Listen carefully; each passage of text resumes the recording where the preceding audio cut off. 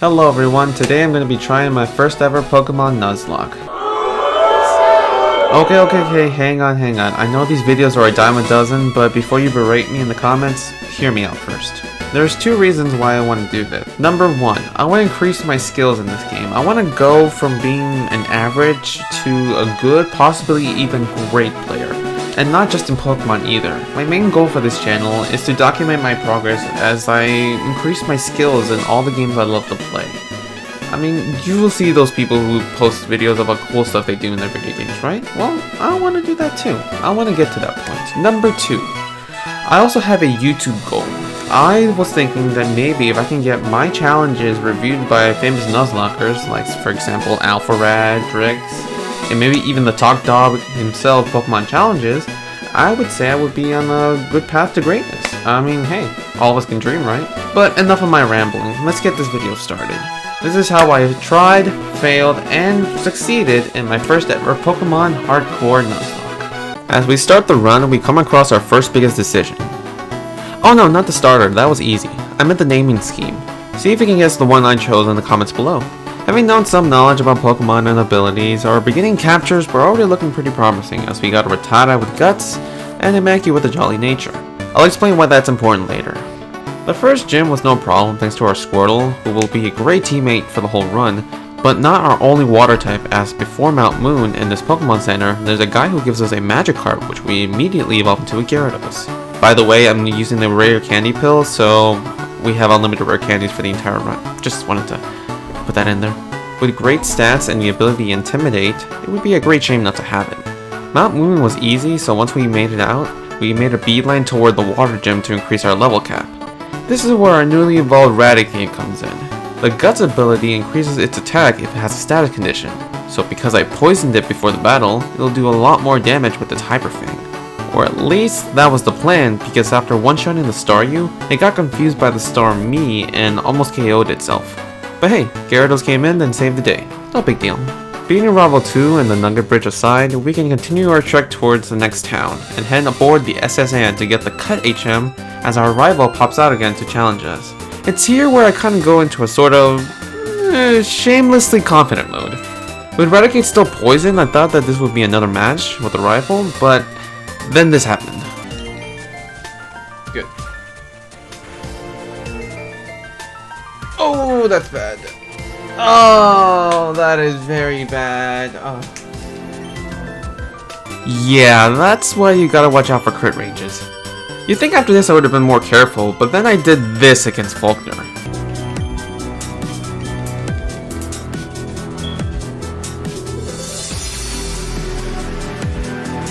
That's not gonna help for it.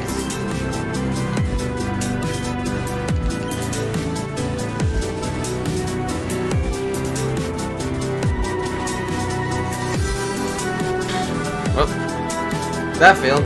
That failed horribly.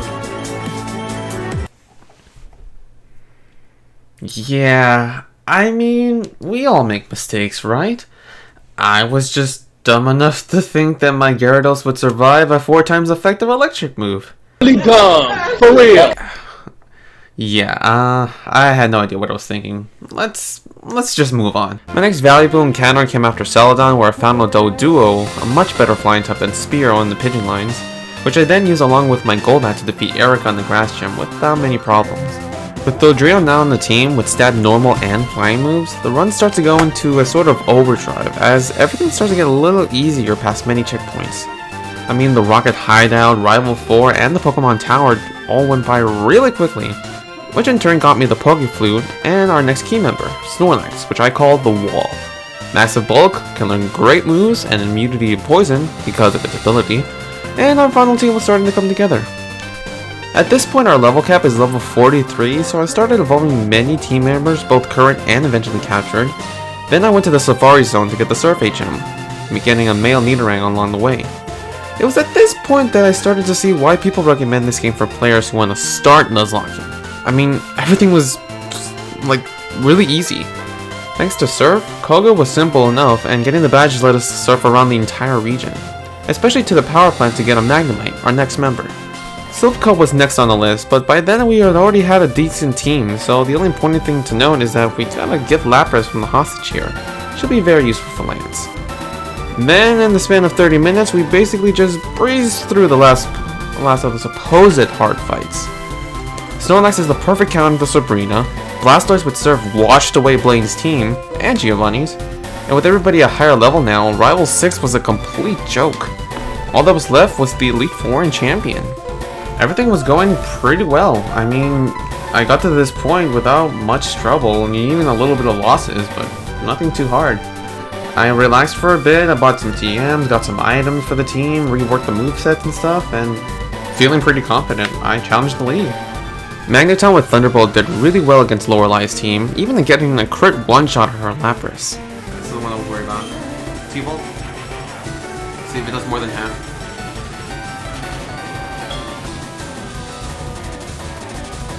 Holy crap, I got a crit! Morelli doing the work! I love it! I love this! I had nothing that could reliably take on her Jinx, so I sent out my own Lapras and finished the fight with Perish Song. That's one down. Bruno's was next as I started with Blastoise. I surfed down his Onix, but was taking too many hits against Hitmonchan, so I switched out to Nidoking to hit a couple Earthquakes to finish him. His second Onix comes out, and not thinking too much of it, I stayed in, but took way more damage than I thought from his own Earthquakes before it went down.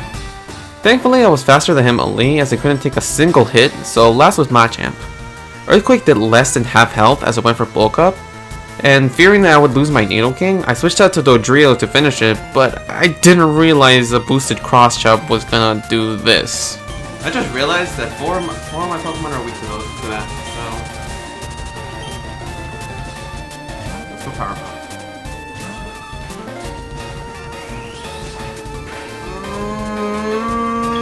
No! Dang it! Ah, that sucks. That sucks so bad. Man, I can't believe that's all it took. Oh my goodness, that's all it took. Fearing that my whole team was in danger, I sent Nidoking back out to do more damage to Machamp, but he went down too. But thanks to him and proccing a berry to heal up to Yellow, he didn't need to use a potion, as Blastoise came back in and finished the fight with one more surf. With only 4 Pokemon left, I had to stay strong and move on to Agatha. With Snorlax in the forefront armed with Shadow Ball, I thought everything would go smoothly. But man, was I gonna be wrong. Her first Gengar couldn't hit us with anything, so she stalled us out with Double Team and Confuse Ray. Annoying, but not that difficult as it eventually went down. Golbat kept on the confusion shenanigans, but with a few hits of Rollout, it went down as well. However, since I was locked into the move, and missing a hit that was surely would have taken out the next Arbok, Snorlax got hit with too many Sludge Bombs, so I had to switch out. Magneton finished it off along with the following Haunter, so all that was left was our second Gengar. I could not comprehend how a single Pokemon could cause so much trouble until I saw it happen before my very eyes. This Gengar proceeded to pick apart my team one by one, landing not 1, not 2, not 3, but 4 Hypnosis, putting my entire team to sleep with no way of fighting back except for the occasional wake up and hit. If that wasn't enough, it also had Nightmare, which meant even more damage stacked on top of the Sludge Bomb she was throwing. Needless to say, I lost the run and was completely crushed.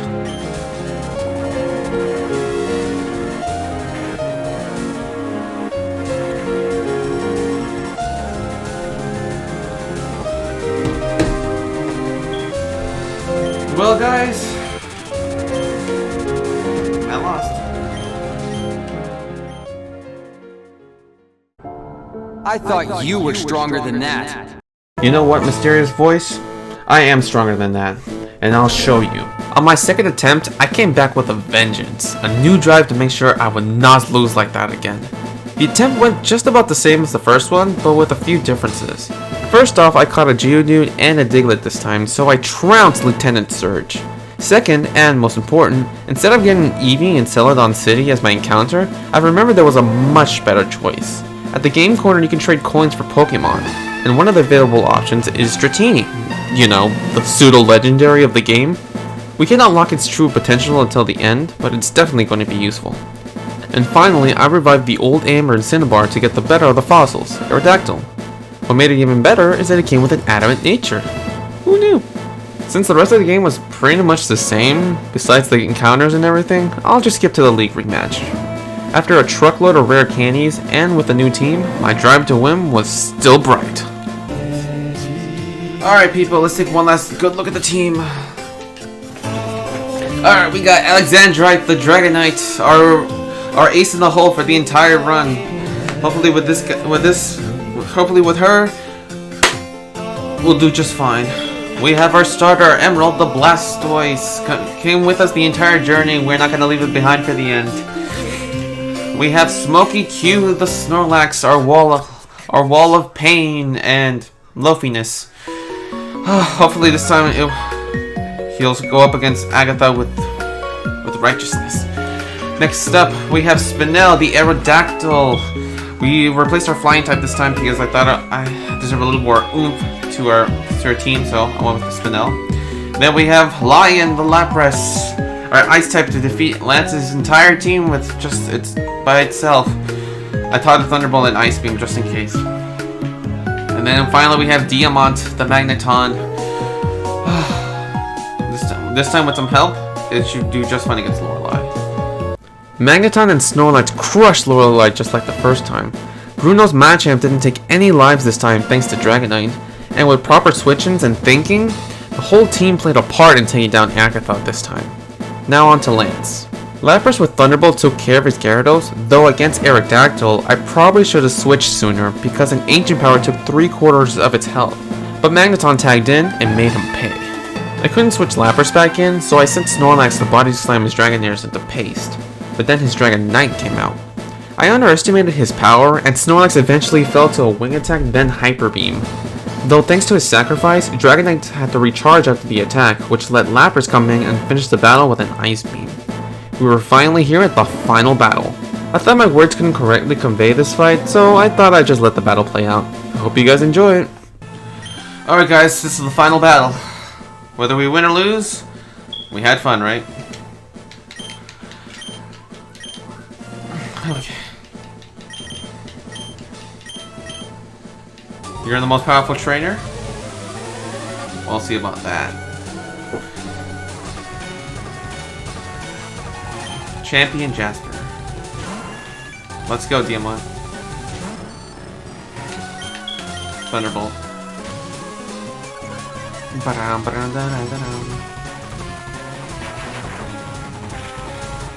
Oof. One shot. Okay, that's one down. You can switch it to Arcanine? Yep.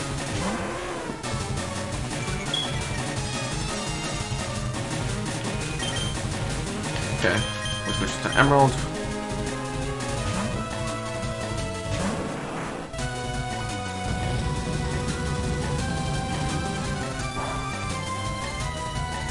Ah, come on!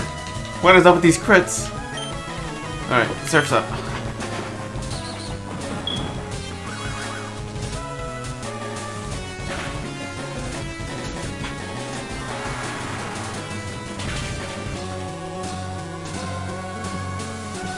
Okay, a crit of my own.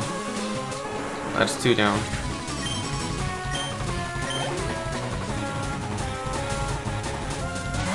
If I'm right,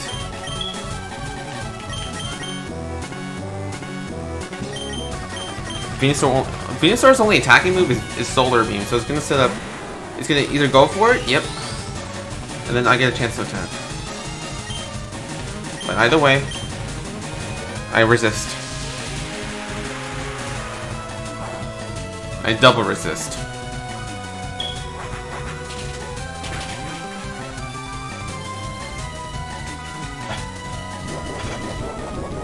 Come on.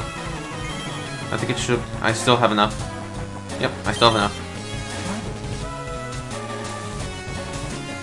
Right on. Hey there, big fella. You're gonna use Rock Tomb.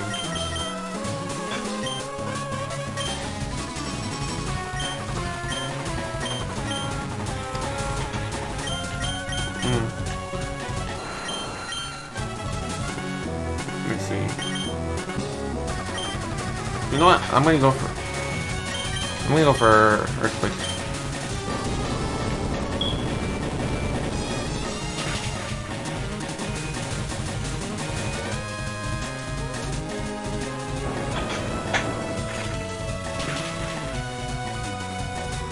That did a lot.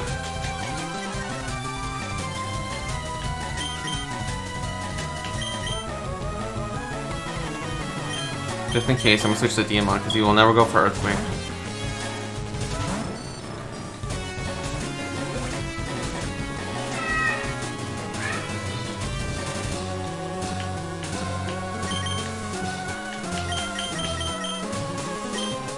I should be faster, so let's switch to Leon now.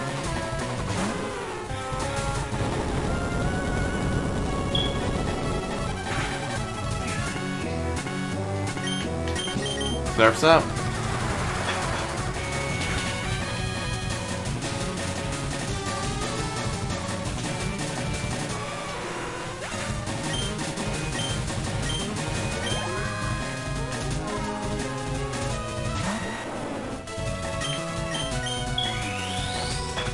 I could stay in because its only attack is Solar Beam, so I could just go for an Ice Beam. See? Easy. I was so scared of it when I was a kid, until I learned that. Alright, I'm gonna go for Body Slam. Come on, come on, Lion. Come on, Lion. Come on! Yes! Okay, I'm gonna switch out.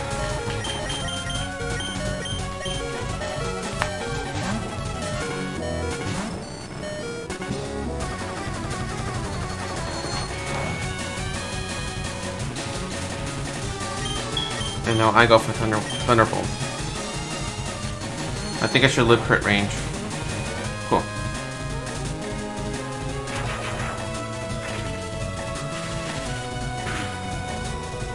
Excellent. And that means we only have one Pokemon left. Gyarados. The weird thing is, I don't know if I'm faster than it.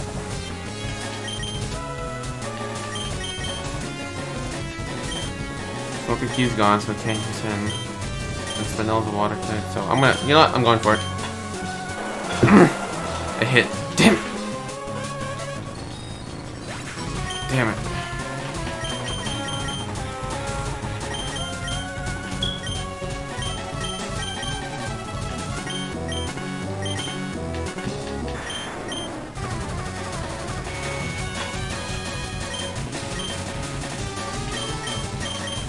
Spinel didn't get a chance to shine, so let's do it. Rock Slide.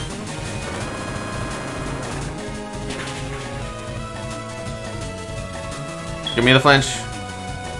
Damn!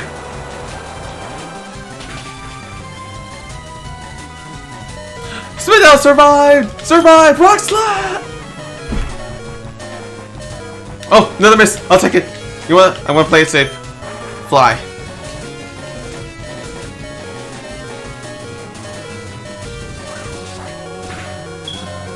And ladies and gentlemen, we have done it! We have beaten the first ever Pokemon FireRed Hardcore Nuzlocke. Ah, we are now champion. Ah, man, that last battle had a lot of close calls.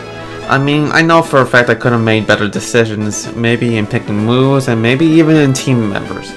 But hey, this is my first time doing this, so I hope you can give me a break on that. But rest assured, this won't be the only Nuzlocke I'll be doing. I love Pokemon, maybe to the point where it's one of the main 3 games I play all the time. I mean, it's the only thing I like playing. So I want to improve my skills, so I can be one of the very best. No one ever was. Okay, I'll chill out for now. Thank you all for watching. If you all want to watch the unedited live streams, I'm going to put the link in the comments below. And to let you know that I'll be trying to stream my new games every week or so, you know? Still trying to figure out the schedule and all. And feel free to pop by if you want to see my progress. I want to say thanks again for watching. Until the next video, remember to like, comment, and subscribe, and always, stay awesome. Peace.